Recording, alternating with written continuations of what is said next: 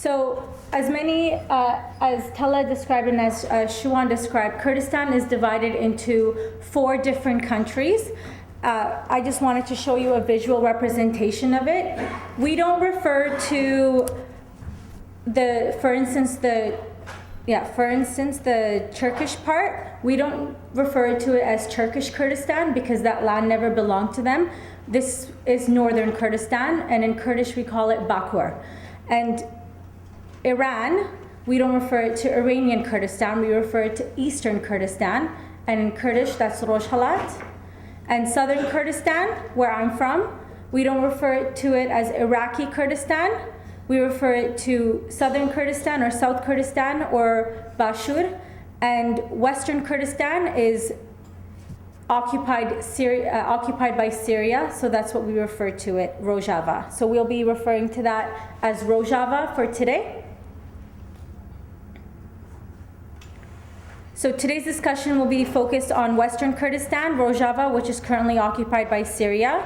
The YPJ, the Women's Protection Unit, formed in 2012 to defend Kurdish population against the deadly attacks led by the Syrian President Bashar al-Assad, and the Al-Nusra Front, which is an Al-Qaeda affiliated organization, and now ISIS. The women of Rojava, the YPJ, have become a symbol of the Kurdish movement, but Kurdistan has always had women warriors. I'd like to introduce you to a couple of them, even though the numbers are in thousands. So, women in history, or her story, as I like to call it, and others do as well. In the 1970s, during a period in history where women were not accepted into the political arena, Layla Qasim, she's the one in the black and white photo, played an active role. Her spirit and heroism had become a symbol of the Kurdish resistance. This threatened the Iraqi regime. Consequently, she was imprisoned in 1974. She was tortured, and after a lengthy show trial, she was publicly hung. Right before she died, she screamed, "Kill me! But you must also know that after my death, thousands of Kurds will wake up from their deep sleep. I am happy that I will die with pride and for an independent Kurdistan." Layla Zana, the lady with her peace signs up, is from North Kurdistan. In 1991, she became the first Kurdish woman elected into Turkish parliament. Layla stood up in parliament and she took her oath in Kurdish. At this point, the Kurdish language did not exist. It was illegal to be spoken in Turkey. The people in parliament were infuriated, and she ended up being charged for treason, and she spent 10 years of her life in prison, in a Turkish prison. She stood up and said in Kurdish, "I take this oath for the brotherhood between the Turkish people and the Kurdish people." Layla Zana since then has been nominated for 2 Nobel Peace Prizes. So this is me when I was about 2 years old with my mother. So every single Kurdish person has a story. I was born in South Kurdistan, which is occupied by Iraq. My father was a Peshmerga. When the Iraq and Iran war was over in 1988, Saddam Hussein had turned his attention towards the Kurds. He implemented to solve the Kurdish problem by acts of genocide. There was a mass exodus, and we fled to East Kurdistan, which is now occupied by Iran.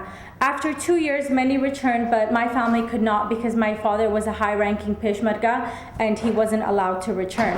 So instead, we took a journey all the way to Greece, as many people are doing today, and we sought refuge in Greece. But when we got there, the Greek government did not know what to do with the influx of refugees, so my family and I were taken to a prison, Korydallo prison. There, my mother was also put in prison. I was about 3 years old, so I was just old enough to be taken to a church orphanage. I spent about 4 months there, and I wasn't allowed to go. I visited my mom one time, and I cried so much that I annoyed the prison guards that they didn't let me go back and visit her within those 4 months. My baby sister was an infant, so she was in prison with my mom. She was breastfeeding at the time, and my mom was pregnant at the time as well. So she had an infant with her, she was separated from her daughter, and she ended up having to give birth while she was in jail in Greece. Unfortunately, these stories, they're disheartening. but they're not exclusive to me. Every single Kurdish person has a story fairly similar to this. Doesn't matter which part of Kurdistan we're from, we have something very similar. Kurds have been silenced for a century now. Others love to tell our stories for us. But now we have a few allies that recognize our plight for freedom and peace. Hanna is one of those allies. This is what I respect most about her. She doesn't talk on behalf of the Kurds, she talks with the Kurds. She shares her own story, but within that story, she has given gateway for the countless stories within that. So today we're gonna look through some of the videos and photos that she took with her while she was in Rojava. So Hanna, can you please tell us a little bit about why you decided to go fight with the Kurds? It was in May last year when a friend of mine first showed me a video of ISIS. They were killing people, cutting off heads and stuff like that. And at first I was like, who are these weirdos? I didn't know anything about them. I had heard that they were, shortly after that I heard they were spreading through Iraq and into Syria. Over the months I started to watch more footage on the internet, doing more research, and I was getting kind of incensed that our governments were doing nothing to stop this. This was a problem created by the West. We were not contributing anything to stopping it. And as I started to do more research, I started to learn about Kurds, and I started to really like what they were all about. I started to learn about the YPJ and the ideology of Abdullah Öcalan. Shortly after that, I heard about Jordan Matson, the first American who volunteered to fight with the Kurds. So I researched him, and I found he had started a Facebook page where you could contact, and they would give you information on how to go and join the Kurds in fighting ISIS. And that's what I did. I was hooked up with a YPJ person who gave me the information I needed to get there. And when I made the decision to go, I can sometimes be a little frivolous, so I waited 2 months before I actually bought tickets in case I changed my mind. But 2 months later, I still wanted to go. I was actually frustrated I wasn't there already. So then I bought tickets and I went to Iraq, and I was smuggled across the border into Syria from there. Or I should say Rojava. This is in the Kandil Mountains. We were taken from Suli in the KRG in Peshawar to the Kandil Mountains, where we spent a couple of days in the camp, and I met up with about 7 other Western fighters on the way there.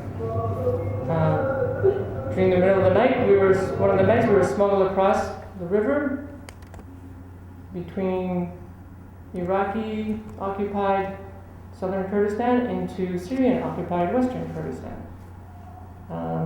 Peshmerga were there, and they were arresting some people that were speaking too much English, but luckily I was not arrested. So how did you get across here? A little rubber dinghy. And interesting story, this keffiyeh was given to me by a rep from the YPG. I was really sick going across the river, and he saw how sick I was, so he gave me this keffiyeh. And then I went to return it the next day, he wouldn't take it back. And then about a week later, I saw him on the news, and I thought, oh, this guy's kind of important. I have his keffiyeh. So why don't you tell us about where you started and where you ended up? Let's see if this, there you go. So I came into this area around here. The Shingal, or Kandil Mountains, are someplace up in here, I think. We were smuggled across the border, and at first I started out in Derek. From there I was dispatched to an academy where they gave me some training, and then I went to my first tabor, which is what they call a unit, and we were down near Shingal Mountain. Shingal Mountain's right over in here someplace, and we were just in this area here. And I spent about 5 weeks there in my first tabor, and it was a static defense tabor. We just stayed in the one spot, and our biggest concern was suicide trucks. But we would see them coming from miles away because the terrain there is very much like the Alberta foothills. Very green, but no trees and stuff like that. So if something comes, you can see it coming. We're watching for trucks. We usually have time to have a tea, go up on the roof, load up the dushka, and then shoot them. They blow up, then we go for tea again.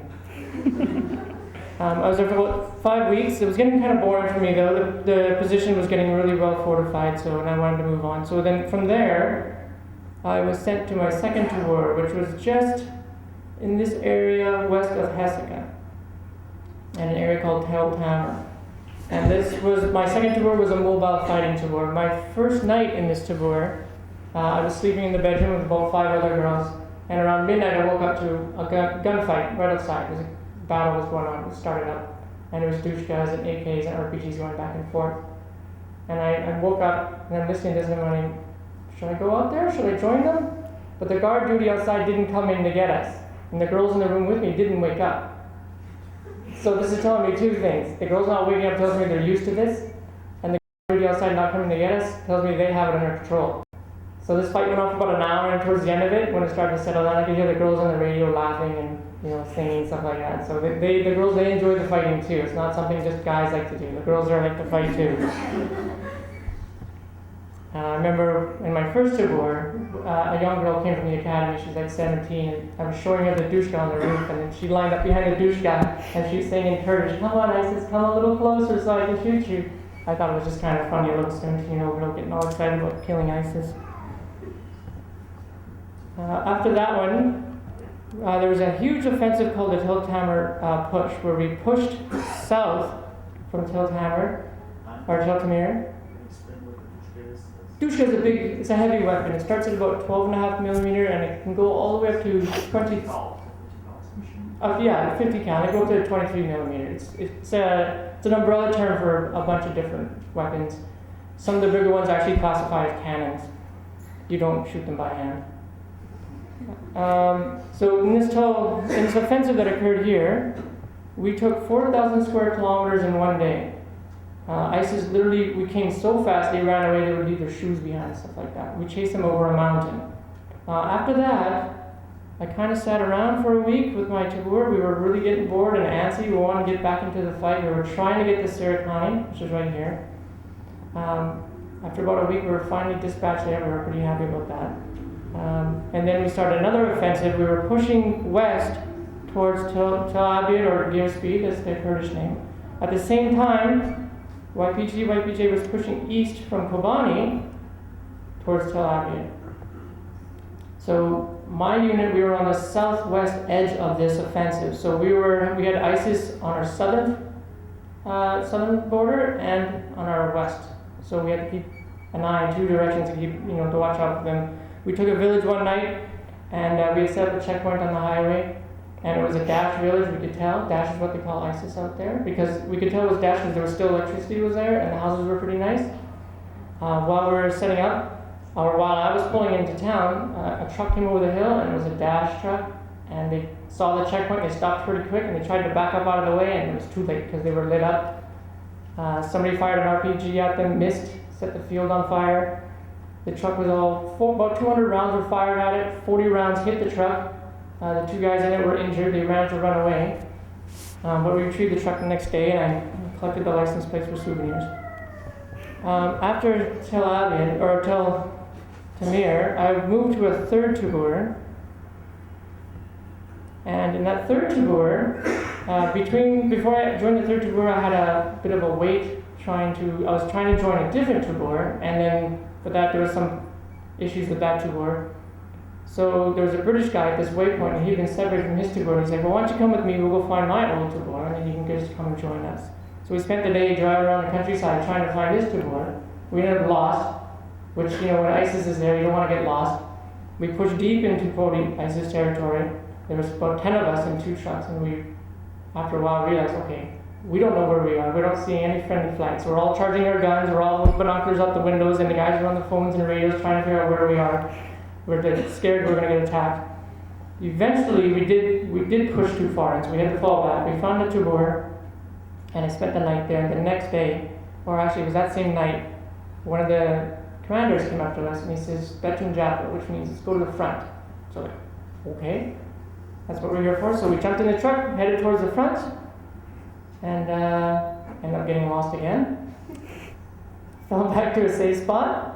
Spent the night, and then the next morning we found the front, and we ended up taking the bridge to Tel Abyad, which is the first time I was actually able to shoot a lot of footage, a lot of video footage and photos of combat. Before then, all I've been able to shoot was just interviews and photos of the people and stuff like that. We'll see some of that footage a little bit later on in the presentation. So when we hear about the Middle East, we hear about the oppressed woman, the one without any power or control over her own life, The YPJ broke all sorts of stereotypes people had about the Middle East. They are fighting for Kurdish rights, but also the rights of women. ISIS has a theory that if they are killed in battle, they will be martyred and they will have a direct path into heaven. But if they're killed by a woman, they will not go to heaven. No virgins with them. Yeah. So in our culture, the men very well know that a woman holds a much bigger role than just in the kitchen. Men respect our intelligence and our strength, and as we respect theirs. So the world has finally taken notice to this, and Hanna met many of these incredible women. What percentage of the women would you say were YPJ versus YPG? The mandate is 40%, so the army is made up 40% of women, as opposed to, say, the Canadian Army, where it's like 16%.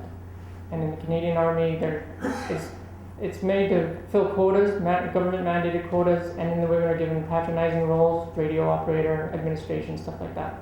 YPJ, they're a full-on combat army. They fight with the men in the same trenches with the same weapons.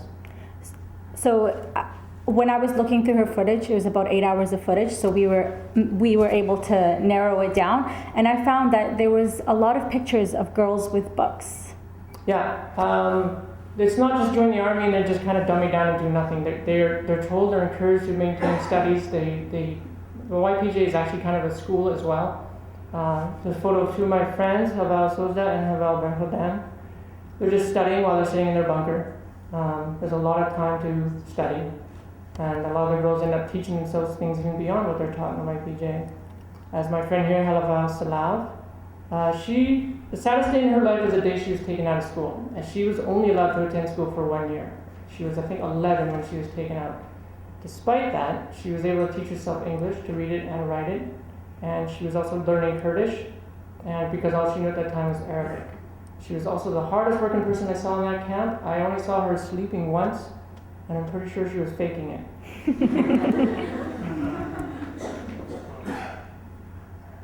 This is Havel Janda. She's 17 years old, and this is a photo from just a regular day. We're on a hill overlooking two dashed villages. Both villages are about 500 meters away.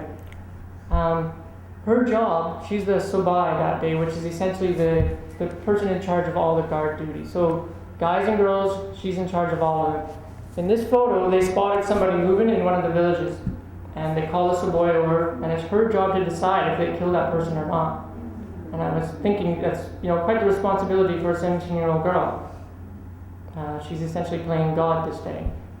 Did the boys have any ill feeling towards the women telling them what to do? No. The guys, there doesn't seem to be an issue at all. Whereas here, some guys might be like, "Well, I'm not going to listen to you. Just really don't."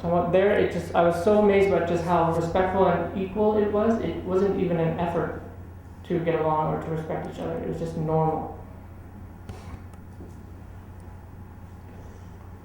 This is Haval Arjun. She's a team commander, and she's also the armorer. At this point, I'd gone about 6 weeks, and I still didn't have any grenades. So she's like, "Well, let's go get you some grenades." Most of the trucks, they drive these Toyota Hilux pickup trucks, and they have like a big steel box inside the box, and they're loaded full of weapons like this. They're old weapons though. Like my gun was 40 years old. And the grenades, sometimes you can't always trust the grenades either.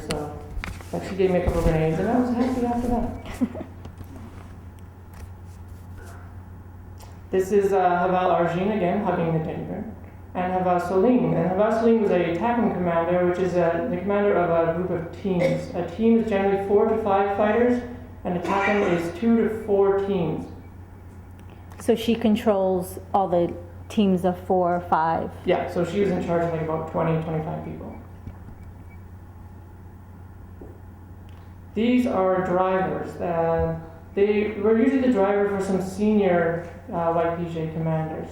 The girl on the left, whose name I cannot remember and it really bothers me, she liked the ring I used to wear all the time, a little silver ring that a friend had given me a long time ago, and she liked it, so I gave it to her. And then when I gave it to her, she went to put it on, but then she kind of hesitated.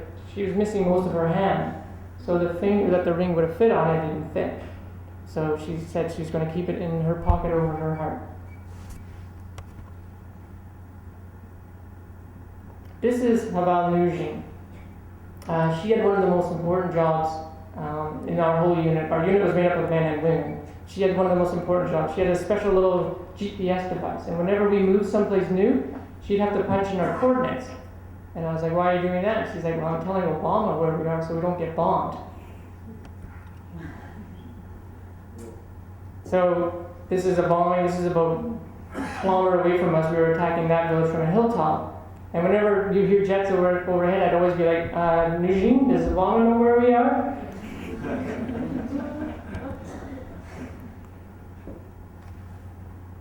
So here's an example of Obama and the Dushka girls. Get your plan over here to go to Obama. Here. Obama girl over there. Is it right here?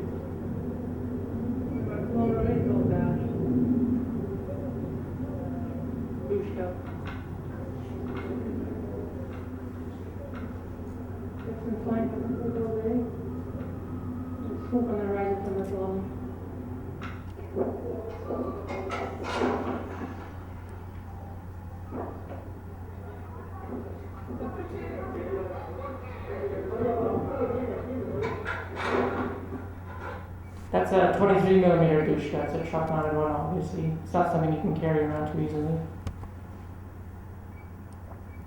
So there has been criticism that the YPJ recruits child soldiers. What did you notice about that? This photo, the three girls are Arabs, and the one in the bottom photo is African. And the YPJ, there are young girls in the YPJ, but they're not recruited to fight like where a lot of some Turkish newspapers and media outlets are saying. They are usually runaways who are running away from forced marriages. They'll go join the YPJ will protect them. And while they're in the YPJ, they get educated, they go to school, they learn how to read and write, and they learn about ideological training, ecological training, things like this. They don't go to the front into fighting Tagors until they're 18. Sometimes they'll be in a defensive Tagor, but it's only defensive Tagors that are like well behind front lines or very safe Tagors. So yes, there are young girls there, but they're not fighters. Just a little warning, the next picture may be a little bit disturbing.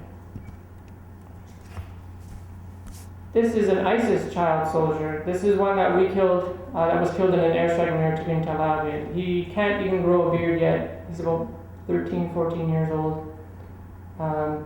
This is typical of ISIS. A friend of mine over there, he's from Spain. He had killed 9 ISIS fighters. And he had killed 2 guys on a motorbike.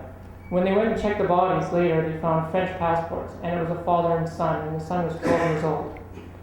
So ISIS has no trouble putting kids into war and into soldiers and killing them off. So when people criticize YPJ, it's unfounded. They should be criticizing ISIS. So while I was looking through Hanna's footage and I saw this picture, and I absolutely loved it because this is the symbol of mountain life. And if you ever meet a Kurd, if you look in their house, even if they're living in Canada, they have a teapot that looks just like that, because when we go out for picnics, we still make our tea this way. The downside of this photo is that if I get caught in Turkey with this photo on my camera, that's grounds for them to arrest me for being, they could say I'm PKK, because this is a symbol of PKK. How was the food there? The food that's given to us by the army is it's mostly vegetarian. I think the whole time I was there I had meat 8 times, actual meat. Otherwise, when we did have meat, it's usually sardines in a can or canned chicken, which doesn't look like chicken at all or tastes like chicken, kind of tastes like mustard. I lost 30 pounds when I was there. So whenever we go into town, whether we were allowed to or not, we were jumping off the truck and we see a shawarma stand, we'd go and attack it, and we'd clean it out. We paid for it, of course, but yeah, but trying to find a good shawarma can be hard too sometimes. Communal living, we do our own cooking. There's no mess hall, there's no support for that. There's no logistic support. They just bring us the raw foods if we can. We'll cook it ourselves. If we're lucky, like I said, sometimes we'll get meat. Usually it's just the scraps from a lamb or something like that, but here we are making dolmas. I tried to get her to make me some here, but she wouldn't. Too lazy. This is my friend Haval Revan. All the girls have like interesting little personality things. What I remember about her is one night her and I were on guard duty and we're bored and we're just talking.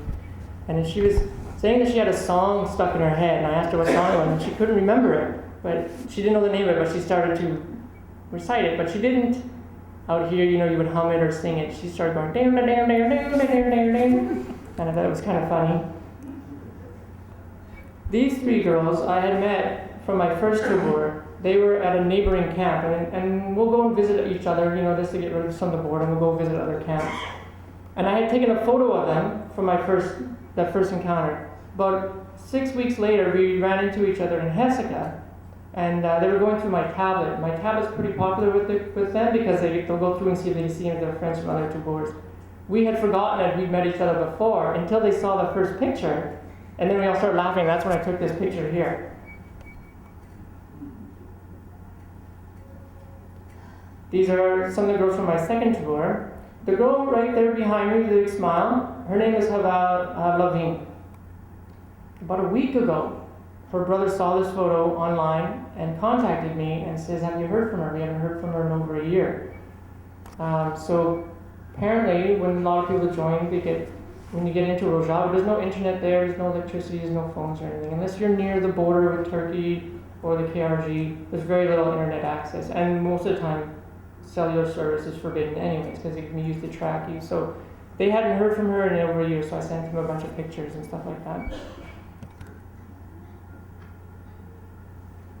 These are more fighters from my second tour. That's on the right, Havel Janda. From her is Havel Lila. I think his name was Havel Paling, and I don't remember her name. She just showed up. She was returning from an injury, and that was her first or second day back there. But they, something you can always count on with Kurds is that they'll always pose for your photos. They'll always smile. Unlike people here, they always get mad, don't take my picture. Over there, they're constantly, Hivi, photo, take our photo. This is my best friend, Haval Azidan. I'm not sure how we bonded, but we bonded pretty good. She was about 5'4". She was what we call a Bixie girl. She had her normal AK and all the ammunition for that, but she also had an infantry assault rifle called a PKS. And that gun probably weighed about 25 pounds, and then with another 1,000 rounds for that gun, then with her AK and all the ammunition for that, it probably weighed as much as she did. And yet she had no problem walking 6 miles one day with a bunch of Western men who were out there, and they were just totally blown away by her. She had earned their respect in that 6-mile hike. They couldn't believe that she carried all that. This is her cleaning her gun. Havel Janda, Havel Azidan, and me again. This is right after we received our orders. We were heading to Serikani, so we were all pretty happy about that. So happy that she has a big heart. This is actually an Arab village we have liberated an Arab village. There's been some media that Arabs, when we were taking an Arab village, that we would burn down houses or chase people out, but it was completely untrue. It was propaganda started by Turkey. Usually everyone was happy to see us come back and they could return home within days. And this family came back like the same day we were there. And they were bringing us tea and food and sheep to milk.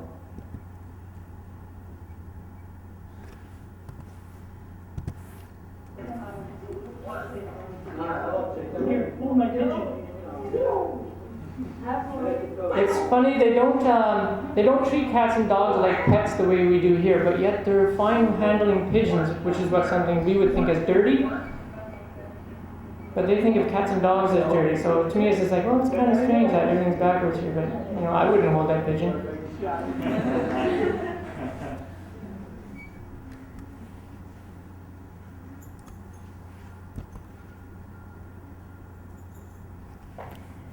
So songs have always been part of our Kurdish, that's the way we tell stories.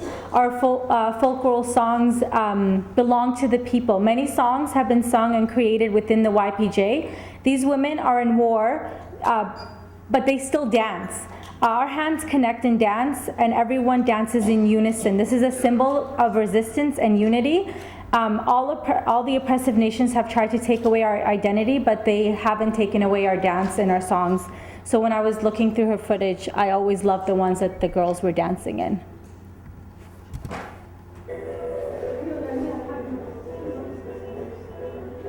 We had just received orders, we were heading to Nissy Koye. Everyone was pretty happy about that, so they started dancing.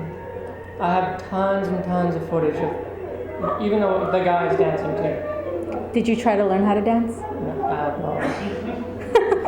I tried. Will you show us the moves? No.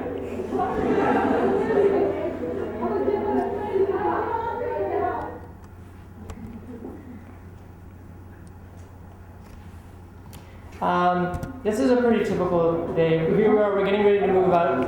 I'm in the truck waiting. The girls are all in the trucks waiting. The guys are still trying to get their shit together. They don't know if we're getting in or they're getting out. They don't know.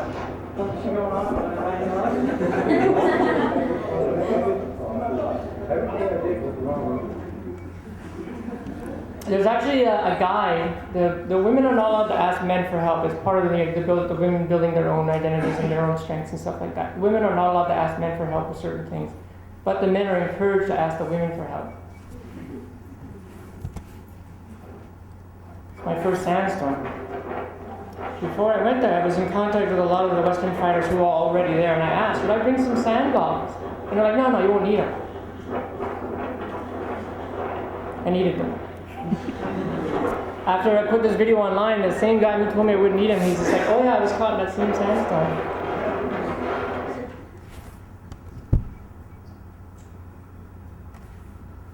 Apparently sometime Abdullah Öcalan said that he liked volleyball. So now it's like rampant there. Every chance they get to play it, they're playing it. Even if they don't have the volleyball, I watched them play it one day with a grenade. I'm like, okay, I'm going over here. So I have no doubt that if the Kurdistan becomes this, a safe and secure place, that the Kurdish volleyball team will be winning gold in the Olympics sometime. I'm sorry. This one video that she's trying to find, we were about 500 meters from the enemy. While we're playing volleyball, one of our bunkers was hit. You'll hear it kind of go boom in the background, right there. And then we said, okay, well, no problem, keep playing. And then bullets start flying over us.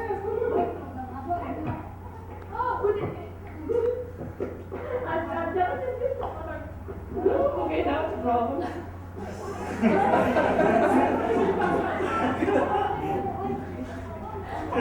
But even that, despite that, you can see how casual everyone is, kind of like, okay, well, let's go inside.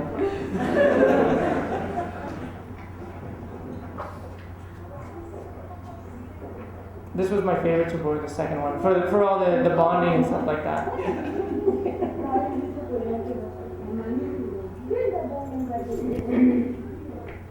Luckily in this one, just over the hill, nobody was killed, so it turned out okay. There's a lot of Western fighters there. I think in total, were you supposed to say something? No, go ahead. In total, there's maybe 5 or 6 women, but there was probably pushing about 100 men. There's been different reports as to how many, but I think it's less than 100 there at any given time.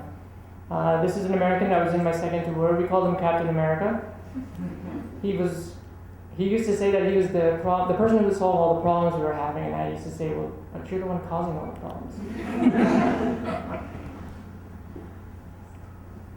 These are guys from my first tour, some of the guys. The Russian guy on the left, followed by a Brit, Dutch Special Forces guy, and me, and we're just kind of making faces at the camera here. There was an Iranian with us too. He was considered a Western fighter. He was killed about 2 or 3 weeks after this photo was taken. What's with the happy faces? Some of the Western fighters are undercover, especially the ones who come from Europe, because there's still, a lot of ISIS cells and radicals in Europe. So their identities are secret because they don't want anyone, maybe identifying them and going and attacking their families and stuff. The guy on the left is an American, Brazilian. The one in the middle, he's actually Kurdish. And there's me on the right.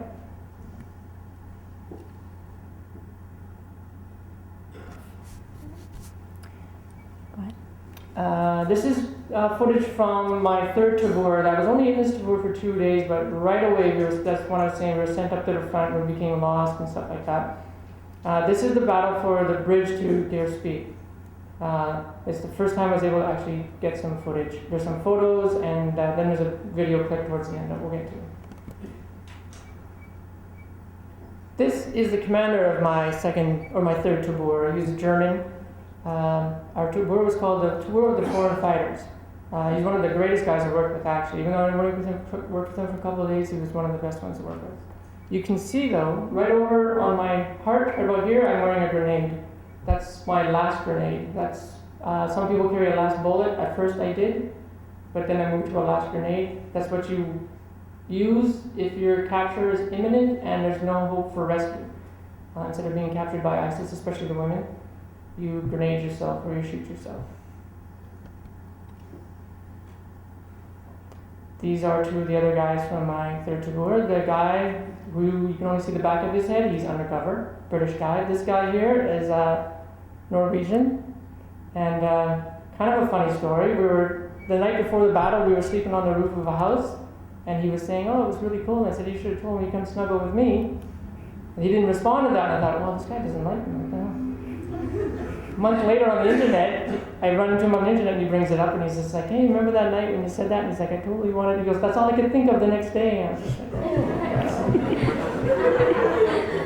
So this is the morning of the battle. I had the best sleep ever that night. I guess in probably foreshadowing or something, but we were above the mosquitoes, we were on the roof, it wasn't that hot out, and I slept 8 hours, which out there 3 hours is considered a good sleep. So the fact that we had 8 hours was amazing. No electricity there, so you just see the night sky. It's just nothing but stars. We jumped into the trucks and we drove to the front. We found it. And this is a hill overlooking the city of Girsby. From this hill there's a road running west and it crosses a river. And there's a bridge that we're trying to capture.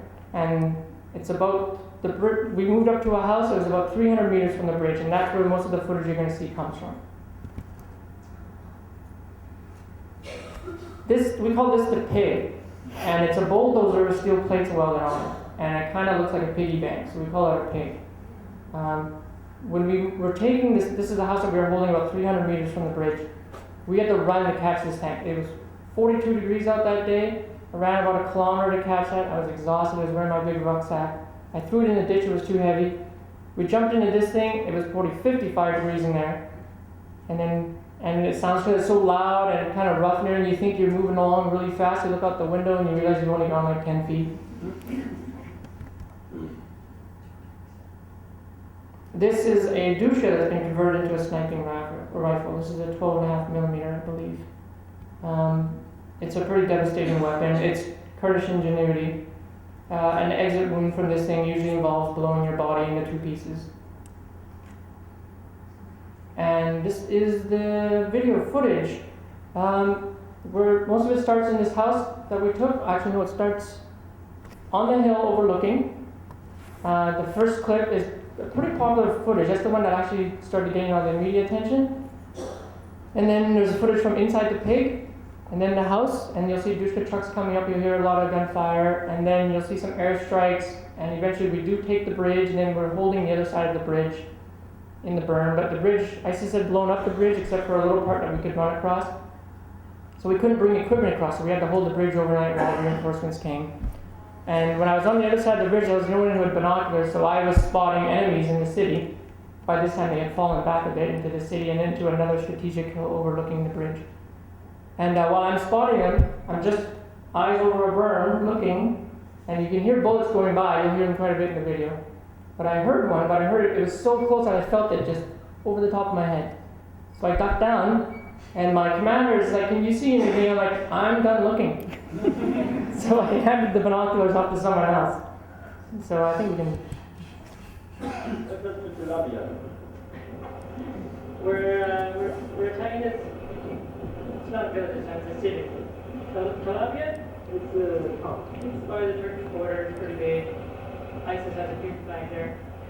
And we're first attacking it with 6 of us. Should go well. It's a style of you. Yes, the guerrilla style. So, video update. Oh, by the way, I'll video update. June 14th. June 14th. Good day? Sunday. Bye, Mom.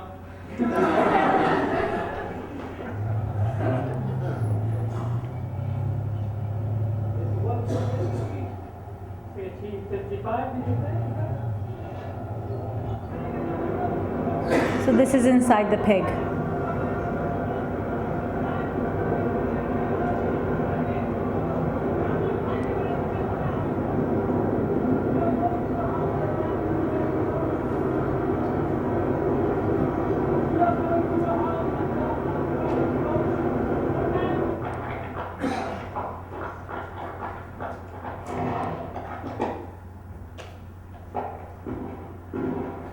Those are Dushka trucks pulling up.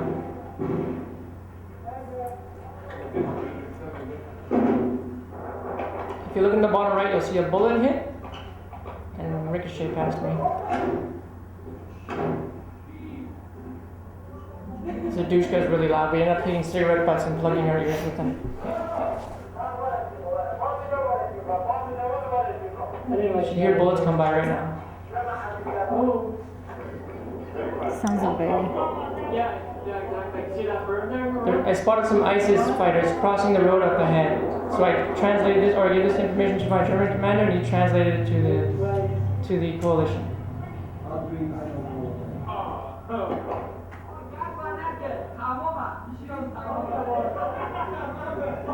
They're not standing there anymore. That's perfect.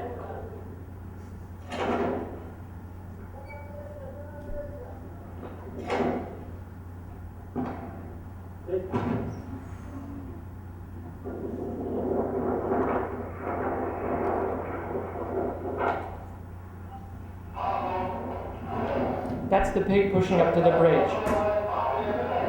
And now we've taken the bridge and I'm just running onto the berm on the other side. How many pushes till you guys got to the bridge? 3 attempts to take the bridge. June 14th? Video diary. About 4 to 7. Our group of 6 is 20. We started in this building down here. Came up the tank, crossed the bridge over those. Don't blow it up, I almost fell in. Right now. That is just over this one. And yeah, over letting loose on it with Big C and Center. The FSA has joined us. They're over here. Some of my guys are going missing. I think they're over there. What's this city called again? Calabria? We're the attacking party in Calabria.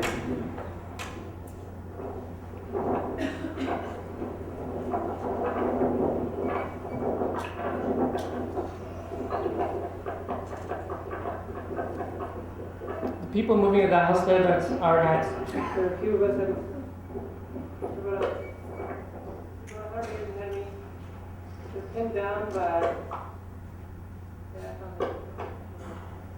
shooting at right now.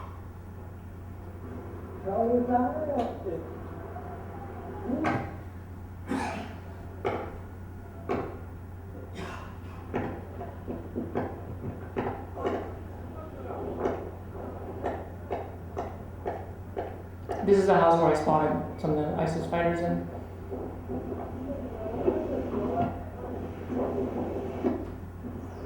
In the morning. We overnight. We took the hill over there. We got nothing. And we have reinforcement section there. Guys over there. Guys here. Crazy ass gun right here. More guns. More guns. The guy just built in the bridge and he just drove over a few minutes ago for the first time, so now all the trucks are going to start moving over the bridge. This is later in the day, everything's we've pushed through some of the city, so we're able to concentrate on fixing the bridge properly with, debris.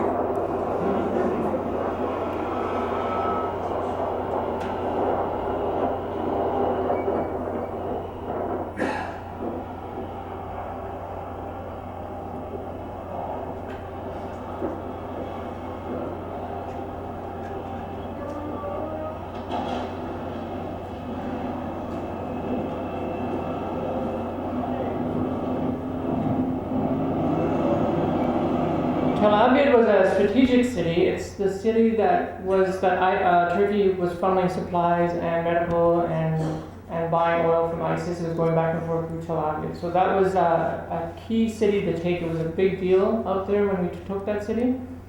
The next day, media was all over the place, but the next day is also when I said, okay, I'd hit my wall. I had lost too much weight, too much muscle, And when I took the bridge, I had to jump down about 4 feet on the ledge, and I faced it into the dirt. A YPJ girl was trying to help me up, and I thought, I don't want anyone getting killed because I can't carry my bags anymore, my gear anymore.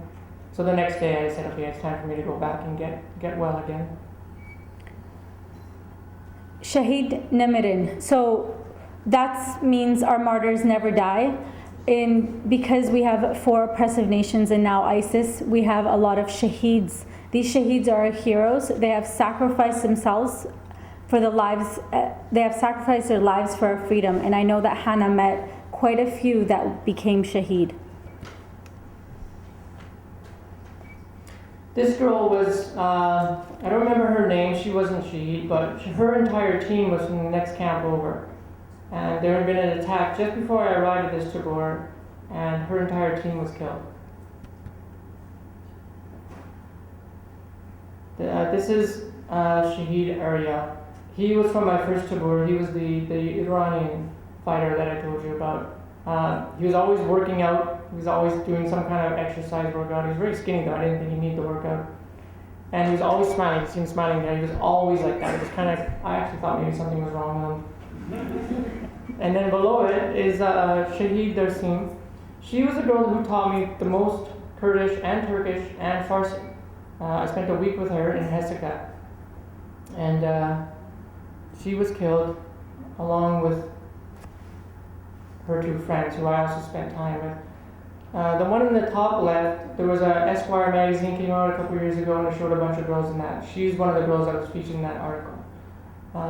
She was in Kobane. She had been injured in Kobane, and she was kind of revered for that. The guys and the girls kind of held her with a little bit more respect because she was a survivor of Kobane. Shahid Ahim was from my first tabor. She was a bit of a menace, always trying to cause trouble. And Shahid Adil was killed in my second tabor. One day, there's a general rule that when you see 2 guys on a motorbike, you shoot them because ISIS scouts on motorbikes. One day at my second tabor, I noticed we were at our camp, some guys on a motorbike driving down the road about 300 feet away from me. And my instinct was, okay, shoot them, kill them. But then I thought, well, maybe they're just farmers. So I didn't shoot them. And that night we were attacked and he was killed in that attack. Some of you might recognize him. German PKK guy, one of the commanders. One of the funniest guys I ever worked with. He was with us when we took the bridge to Tel Aviv. You could actually hear him laughing in one of the video clips. During the night, when we were holding the bridge, I heard a bullet go by, but it was a different sounding bullet. It had been pretty quiet up until then, and I just heard one bullet. And I go, what was that? And he said with his thick German accent, a bullet. He had that kind of humor, it was pretty funny. About 3 weeks later, he was shaheed, and Turkey wouldn't let his body cross the border for about a month. He spent a month in a refrigerated container truck at the border waiting to be sent back home to Germany. Shahid Amin. He was a Dushka guy from my second tabor. He was, in that video where we were with the pigeon, he was the one who handed it off to my friend Azidan. He was very lighthearted. My bunker where I would sleep was about 100 feet away from the Dushka, and during the night he would just go over there and he'd set off a couple of rounds for no reason other than just to wake me up and piss me off. The next day he'd laugh at me, how was your sleep? And I'd be like,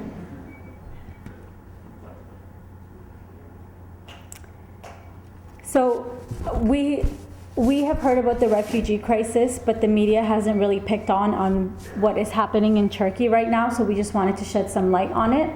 If you read the quote, this is from about 100 Turkish nationalists were marching in the street in Istanbul, and they were shouting, "We don't want military operation, we want genocide." So a century of manipulation of Turkish nationalists are scared about Kurdish progression, and this is what it has come to. This is happening today. Kurdish businesses and homes are being attacked. Any business or house that doesn't have a Turkish flag in front of it means that they're Kurdish, so it's a free-for-all. They can go get attacked. 178 HDP offices have been attacked. That is the Kurdish pro-democratic party. In Cizre, the Turkish police held a curfew there for over a week under the banner that they were trying to catch Kurdish terrorists. In that, 20 civilians were killed. And because of the curfew, they weren't allowed to bury their dead. Here you have a 6-year-old woman with 7 kids. It's been a couple of days, so they're trying to keep her body from decomposing. So they have little ice packs or ice bottles over her body. This is a quote from a Kurdish writer. "If my mother tongue is shaking the foundations of your state, it probably means that you built your state on my land." I want to thank Hanna for sharing her story with us. It has really enriched my life because I hear about what is happening in Kurdistan. I hear about all these women warriors, but to have somebody from here leave their comfortable lifestyle and go join these women is remarkable. And to top it all off, she actually took some footage and she shared the stories of these women, some of which hadn't seen their family in over a year, and she was able to share photos of these women with their family as well. So thank you for doing that, Hanna. Thank you.